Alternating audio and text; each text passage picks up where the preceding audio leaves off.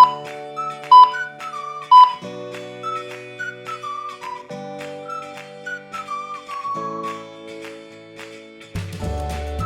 Friends, welcome to knowledge world. આજના વિડીયોમાં જોવાના છે આપણે 18 મે 2025ના ડેલી કરંટ અફેર, જેમાં આજના દિવસના ખૂબ જ અગત્યના પ્રશ્નો અને સાથે સાથે તેને રિલેટેડ ટોપિક વિશે પણ ચર્ચા કરીશું. તો શરૂઆત કરીએ આજના વિડીયોની.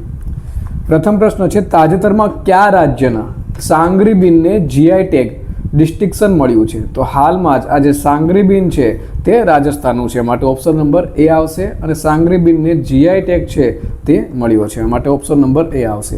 તેના વિશે જોઈએ તો સ્ક્રીન ઉપર જોઈ શકો છો, આ છે રાજસ્થાનની પરંપરાગત સ્વાદિષ્ટ બીન સાંગરી એટલે કે સાંગરી બીન, અને તેઓને હાલમાં ભૌગોલિક સંકેત એટલે જીઆઈ ટેગ છે તે પ્રાપ્ત થયો છે. અને રાજસ્થાનનું આ 17મું ઉત્પાદન છે કે જેને આવી રીતથી જીઆઈ ટેગ છે તે પ્રાપ્ત થયો છે. હવે જીઆઈ ટેગ મળવાથી શું થાય? તો કે જીઆઈ ટેગ મળવાથી જે આ સાંગરીની ગુણવત્તા છે અને વિશિષ્ટતા છે તે આંતરરાષ્ટ્રીય સ્તરે તેને માન્યતા છે તે પ્રાપ્ત થશે. હવે વાત કરીએ રાજસ્થાન, જેને રાજાઓની ભૂમિ તરીકે જાણીતું છે. ક્ષેત્રફળની દ્રષ્ટિએ રાજસ્થાન છે તે ભારતનું સૌથી મોટું રાજ્ય છે. આ છે તે ક્ષેત્રફળની દ્રષ્ટિએ, જ્યારે વસ્તીની દ્રષ્ટિએ ઉત્તર પ્રદેશ ભારતનું સૌથી મોટું રાજ્ય છે.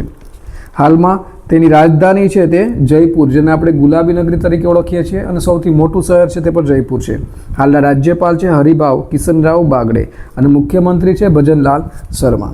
ત્યાર પછી વાત કરીએ તો હમણાં જ કવાયત ડેઝર્ટ હન્ટ છે તે જોધપુરમાં યોજાઈ હતી. ત્યાર પછી જોઈએ તો શાળાના બાળકો માટે દુર્ઘટના વીમા યોજના છે તે પણ રાજસ્થાનમાં શરૂ થઈ હતી. રાજસ્થાન સરકાર દ્વારા પ્રથમ ગ્રીન બજેટ છે તે બહાર પડ્યું હતું, અને હાલમાં જ તેઓએ અજમેરમાં જે 132 વર્ષ જૂનું ફોયા સાગર તળાવ છે તેનું નામ બદલે અને વરુણ સાગર કર્યું છે. ત્યાર પછી જોઈએ તાજેતરમાં કયા રાજ્યના LR શ્રીહરિ 86માં ભારતીય ચેસ ગ્રાન્ડ માસ્ટર બન્યા છે? તો શ્રીહરિ છે તેઓ તમિલનાડુના છે, માટે ઓપ્શન નંબર સી આવશે.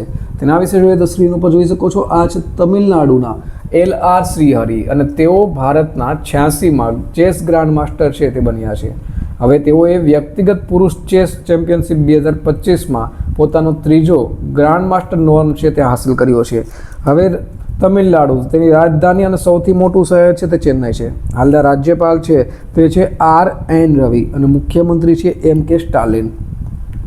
ત્યાર પછી જોઈએ તો તાજેતરમાં સિક્કિમ રાજ્યનો સ્થાપના દિવસ ક્યારે ઉજવવામાં આવ્યો? તો દર વર્ષે 16 મેના રોજ સિક્કિમ રાજ્ય છે તેનો સ્થાપના દિવસ ઉજવવામાં આવે છે, માટે ઓપ્શન નંબર ડી આવશે.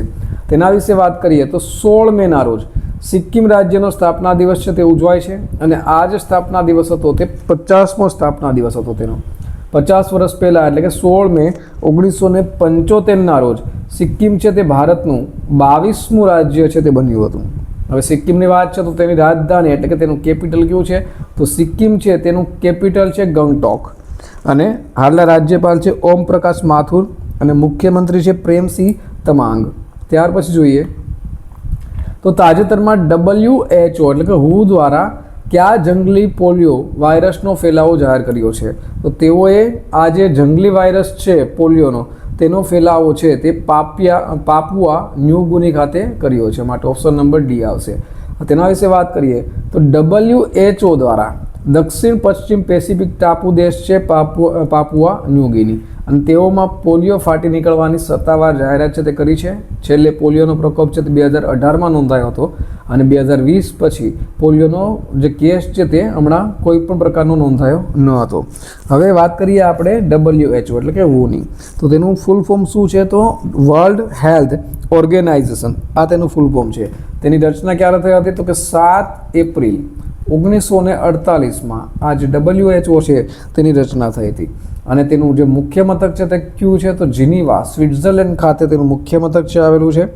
હાલમાં તેના ડિરેક્ટર જનરલ છે તે છે ટેડ્રોસ અધાનમ ઘેબ્રેટોસેસ, અને તેઓ 2017થી સક્રિય છે. ત્યાર પછી જોઈએ તો આ પાપુઆ ન્યૂ ગિની તે પ્રશાંત મહાસાગરમાં આવેલો એક ટાપુ દેશ છે. નેક્સ્ટ જોઈએ હવે તાજેતરમાં કયા રાજ્યે સ્ટારઅપ ચૂ સંરક્ષણ અનામતને સૂચિત કર્યું છે? તો હાલમાં જ આ જે સંરક્ષણ અનામત છે તે હિમાચલ પ્રદેશમાં આવેલું છે, માટે ઓપ્શન નંબર ડી આવશે. તેના વિશે વાત કરીએ તો હિમાચલ પ્રદેશ સરકાર દ્વારા આ જે સ્ટારઅપ ચૂ સંરક્ષણ અનામત છે તેને સૂચિત કરવામાં આવ્યું છે, અને વન્યજીવન સંરક્ષણ અધિનિયમ 1972ની કલમ છે 36A1 આ હેઠળ તેને સૂચિત છે તે કરવામાં આવ્યું છે. અને આ 5મું સંરક્ષણ છે હિમાચલ પ્રદેશનું, અને તે 1585 ચોરસ કિલોમીટર વર્ગમાં ફેલાયેલું છે. વાત કરીએ હિમાચલ પ્રદેશની, તો તેની રાજધાની ઉનાળામાં શિમલા હોય છે, જ્યારે શિયાળામાં ધર્મશાળા હોય છે. મુખ્યમંત્રી છે સુખવિંદરસિંહ સુખુ અને રાજ્યપાલ છે શિવ પ્રતાપ શુક્લા. તાજેતરમાં કયા દેશે વૈશ્વિક ટકાઉપણું યોગદાન આપનારાઓ માટે 10 વર્ષનો બ્લુ રેસિડેન્સી વિઝા શરૂ કર્યો છે? તો હાલમાં જ આ જે વિઝા છે તે સંયુક્ત આરબ ઇમારત એટલે કે UAE દ્વારા શરૂ કરવામાં આવ્યો છે, માટે ઓપ્શન નંબર ડી આવશે. તેના વિશે વાત કરીએ આપણે તો સંયુક્ત આરબ ઇમારત દ્વારા એટલે કે UAE દ્વારા 10 વર્ષનો બ્લુ રેસિડેન્સી વિઝા છે તે લોન્ચ કરવામાં આવ્યો છે. અને આ જે વિઝા છે તે પર્યાવરણના જે હિમાયતો છે તેઓના માટે લાંબા ગાળાની નિવાસ પરવાનગી છે.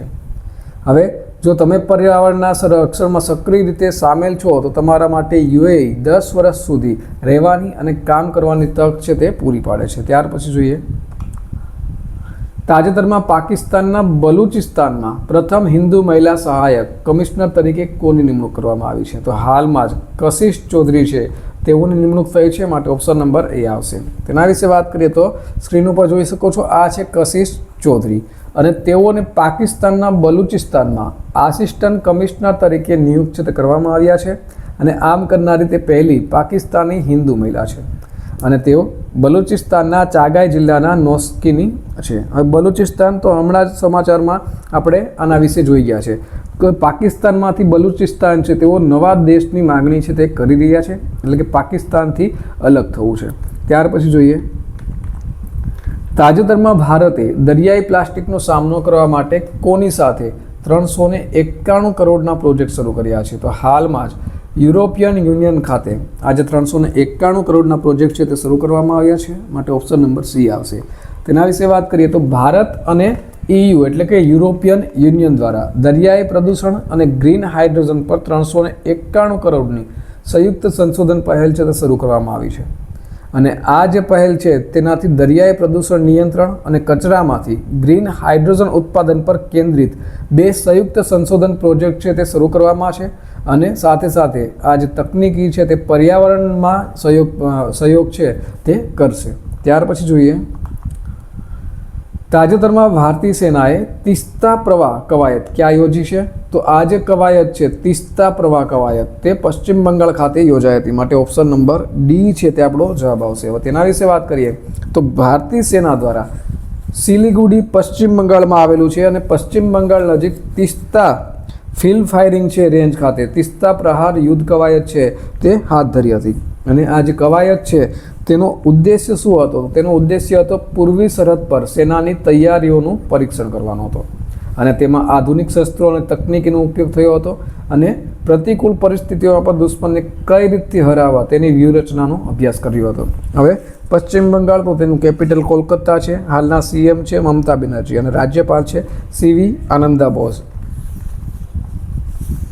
તાજેતરમાં IFS અધિકારી અનુરાગ ભૂષણને કયા દેશમાં ભારતના આગામી રાજદૂત તરીકે નિયુક્ત કરવામાં આવ્યા છે? તો અનુરાગ ભૂષણ છે તેઓ સ્વીડનના રાજદૂત બનાવવામાં આવ્યા છે, માટે ઓપ્શન નંબર બી આવશે. તેના વિશે વાત કરીએ તો સ્ક્રીન ઉપર જોઈ શકો છો, આ છે ભારતીય વિદેશ સેવા એટલે કે IFS અધિકારી અને વિદેશ મંત્રાલયના અધિક સચિવ અનુરાગ ભૂષણ અને તેઓને સ્વીડનમાં ભારતના આગામી રાજદૂત તરીકે નિયુક્ત કરવામાં આવ્યા છે.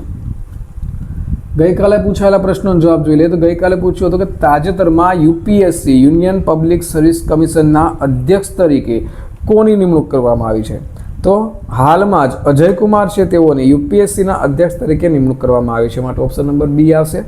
ત્યાર પછી જોઈએ આજનો સવાલ.